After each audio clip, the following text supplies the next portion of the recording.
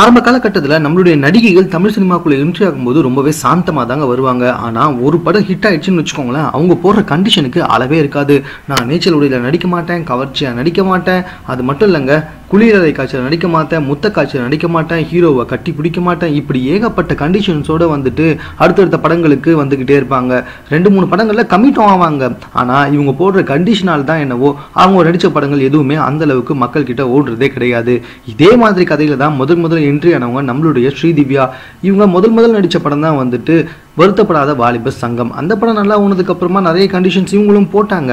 அதுக்கு அடுத்தடுத்து இவங்க நடித்த படங்கள் எதுவுமே அந்த அளவுக்கு ரீச் ஆகவே இல்லை. இதனால கொஞ்சமாக கண்டிஷனை தளர்த்தி கொண்டே வந்திருந்தாங்க. அதுக்கப்புறமா மாடர்ன் ட்ரெஸ்ஸுக்கு மாறினாங்க. தற்போது கவர்ச்சியாக நடிக்கிறதுக்கு தயார் அப்படின்னு சொல்லிட்டாங்கன்னா பார்த்துக்கோங்க. இவங்க சொன்னது மட்டும் இல்லைங்க, சமூக வலைத்தளத்தை தன்னுடைய ஆபாச படங்களையும் தற்போது வந்துட்டு பதிவேற்றம் செஞ்சு வந்துட்டு இருக்குது இவங்க தான் அப்படின்னு டவுட் வந்திருக்குன்னா பார்த்துக்கோங்க.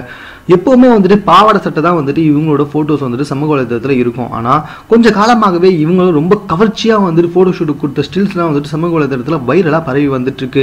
எதுக்காக இந்த ஃபோட்டோஸ்லாம் தற்போது இவ்வளோ ஃபேமஸாக பரவி வந்துட்டு இருக்குன்னு தெரியலங்க. ஆனால் இதை பற்றி நம்மளுடைய ஸ்ரீதிவ்யா கிட்ட கேட்டதுக்கு அவங்க ரொம்பவே அமைதியாக இருந்துட்டாங்க. ஒருவேளை இவங்க தான் வந்துட்டு பட வாய்ப்புக்காக இப்படிப்பட்ட கவர்ச்சியான ஃபோட்டோஸ்லாம் வந்துட்டு வெளியிட்டு இருக்காங்களோ அப்படின்னு குடம்பாக்கத்தில் இருக்க எல்லாருக்குமே தற்போது லைட்டாக சந்தேகம் வந்துட்டு இருக்குன்னா பார்த்துக்கோங்களேன்.